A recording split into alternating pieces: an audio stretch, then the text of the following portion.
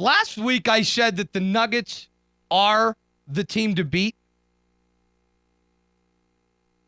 Well, this week I'm telling you that the Nuggets were the team to beat still.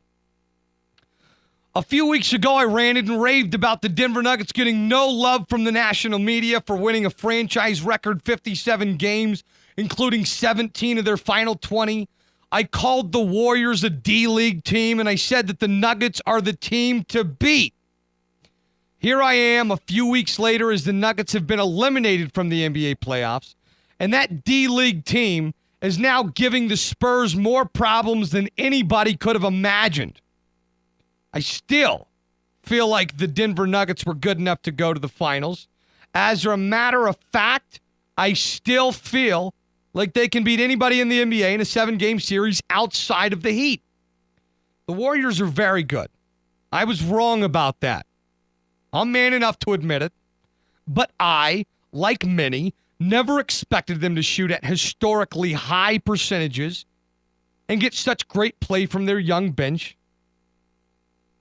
As I watch the playoffs unfold, I'm realizing that the Denver Nuggets might have blown an opportunity to travel down the easiest path to the finals that they have ever had in franchise history. The stars and planets aligned, and all Denver had to do was beat a one-dimensional team with no playoff experience. Coming into the playoffs, the Thunder were the team to beat, and the Spurs were a 60-game winner with arguably the best coach in basketball and the most playoff experience in the league. Although I doubted the Spurs' ability to go deep into the playoffs, the respect for what could happen was still there. Fast forward 2 weeks. The Spurs can't keep up with the young, fiery Warriors and are looking more and more like your dad's rec center team that never makes mistakes but just can't keep up with the young punks. The Thunder, who the Nuggets beat 3 out of 4 times in the regular season, have lost Russell Westbrook for the rest of the playoffs and are fighting for their life to win a second-round series against the Memphis Grizzlies, who the Nuggets also beat in 3 out of 4 regular season games. If the Nuggets could have outplayed the Golden State Warriors, they would have been matched up against the elderly Spurs, who, just as I thought, would fade in the playoffs as the intensity increased. I have no doubt in my mind that they would have ran the Spurs out of their building and trounced them at the Pepsi Center.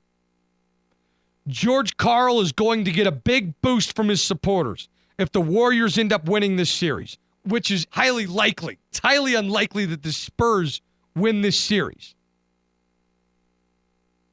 And the Karl supporters, if and when the Warriors do end up winning this series, are going to say that it was the Warriors' year and that nobody could stop them, even the mighty Spurs.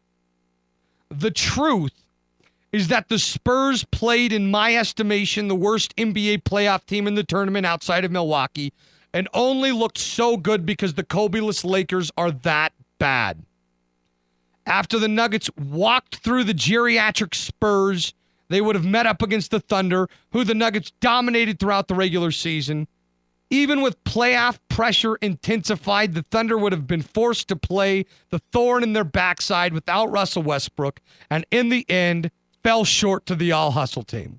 Now, there's still a distinct possibility that the Grizzlies beat the Thunder without Westbrook, and I would have liked that series even more. The Nuggets were able to beat the Grizzlies in low-scoring games throughout the season, even though the Grizzlies were able to slow down the Nuggets, and that's what would have been said. Their offensive strategy was maybe the easiest of all playoff teams for the Nuggets to stop, with no major score on the squad. The bottom line, guys, is that the red carpet was laid out for the Denver Nuggets, and they fell out of the limo. I'm sick to my stomach, and you should be too. This was their chance. It is unlikely that they will ever see one like this again.